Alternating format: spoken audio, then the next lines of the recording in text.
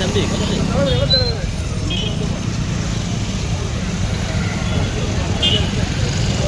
வண்டி விடப்பா யாரை கொடுங்க தம்பி தம்பி தம்பி இருக்க பாருங்க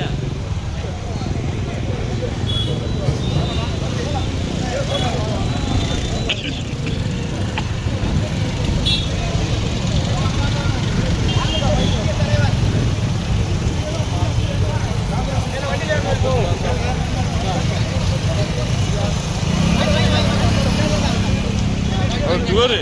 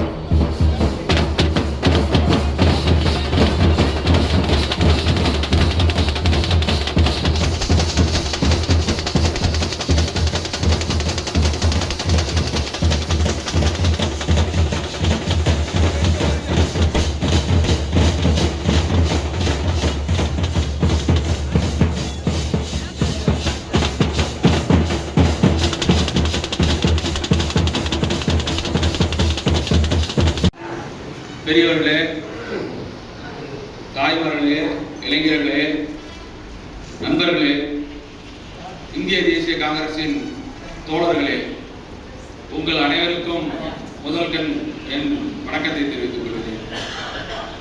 இந்த கூட்டமானது வடக்கு மாவட்ட காங்கிரஸ் கட்சியின் தலைவராக என்னை நியமித்த சண்முகராஜன் எட்டயபுரம் குணசேகரன் என்னுடைய 2011 எலெக்ஷன்ல கடுமையாக போச்சவங்க.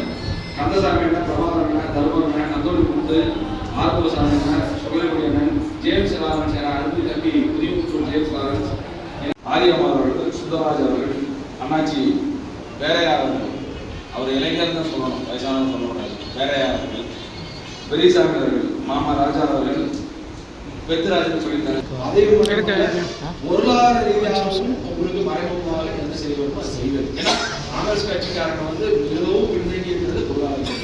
உண்மை சொல்லுறேன், நீங்க இவ்வளவு தூரம் செலவழிச்சிருக்கீங்க, எவ்வளவு செலவாயிருந்தா கணக்கு பார்த்து இருக்க மாட்டாங்க. இவ்வளவு செலவழிச்சிருக்கீங்க, மாணவர்கள் அமைச்சு வெளியிலிருந்து ஆரம்பிச்சு பண்ணி எல்லாம் பண்ண ஆலோசனை எவ்வளவு சொல்றாங்கன்னா இல்ல ஆக பொருளாதார ரீதியாக காங்கிரஸ் கட்சி செஞ்சது மிகவும் பின்தங்கி இருக்கிறாங்க. அது ஒண்ணுதான் அவங்களோட பொய்க்கு. அந்த பொருளாதாரம் நல்லா இருந்தா தூக்கி காலத்தில் விட்டு போயிட்டே இருக்காங்க. அவனை சட்டை வடக்கு மாவட்டத்தில் ஒரு வித்தியாசமான ஒரு மாவட்டமாக இருக்கு. வடக்கு மாவட்டம் வித்தியாசமாக வளர்ச்சியான காங்கிரஸ் கட்சிக்கு மிகப்பெரிய மாவட்டமாக இருக்கும். நிச்சயம் அடுத்து பார்த்தீங்கன்னா தூத்துக்குடி, ராத்திகுளம், கோவில்பட்டி, ஓட்டப்பாடு மூணுலையும் பார்த்தீங்கன்னா பொதுக்கூட்டம் போடும். ஒரு ஊழியர் கூட்டம் போட்டு அடுத்து பொதுக்கூட்டம் போடுது. அருண்பாண்டியன் கோவில்பட்டி பொதுக்கூட்டம் போறதுக்கு ஏற்பாடு பண்ணுவோம். அதுக்கு என்னன்னு பார்த்துக்கலாம். கண்டிப்பா பொதுக்கூட்டம் போட்டு நம்ம யாருங்கிறத மற்ற கட்சிக்காரங்க காமிக்கணும். அவங்க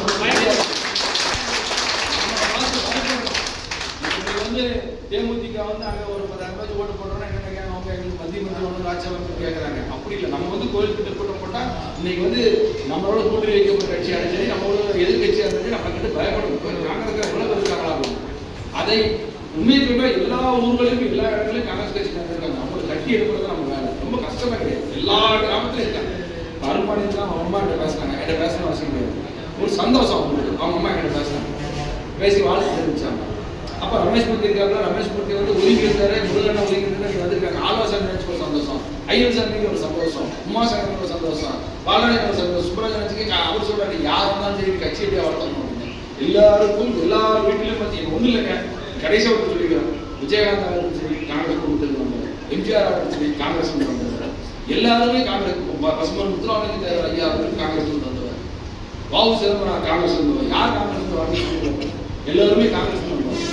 காங்கிரஸ் என்பது ஆழம், இங்கிருந்து வந்து வெளியே போனவங்க தான் நிறைய.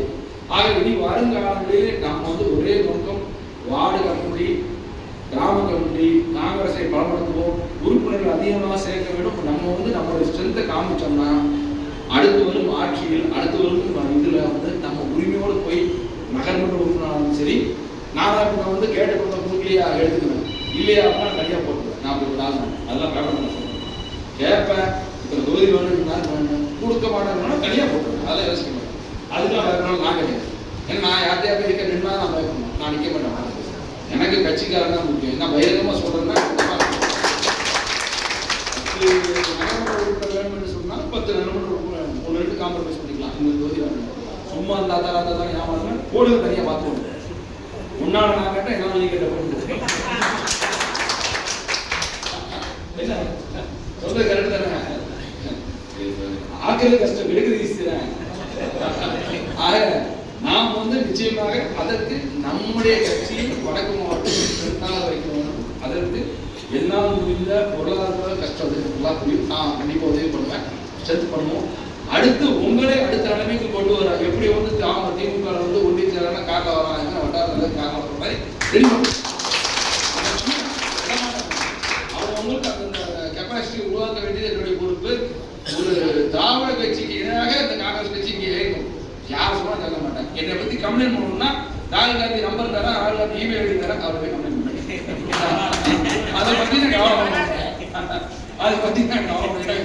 ஏகப்பட்ட கம்ப்ளைண்ட் பத்தி போயிருக்கு, இது 10ஓட 11 அதை பத்தி நான் கம்ப்ளைண்ட் பண்ண மாட்டேன். ஏன்னா ஆமா முட்டை வருஷத்துக்கு 2000 ஜிஎஸ்டி மோடி ஆட்சி மட்டமான ஆட்சி, அகற்றப்பட வேண்டிய ஆட்சி, மக்கள் துன்பு. அது மோடி ஆட்சி வந்து பணக்காரன் இருக்காங்க, ஏழை இருக்காங்க. இதான் மோடி ஆட்சி. சிம்பிளா சொல்லி மோடி ஆட்சி அதுதான். பணக்காரன் ஆகிக்கொண்டே இருக்கிறான், ஏழை ஆகிக்கொண்டே இருக்கிறான்.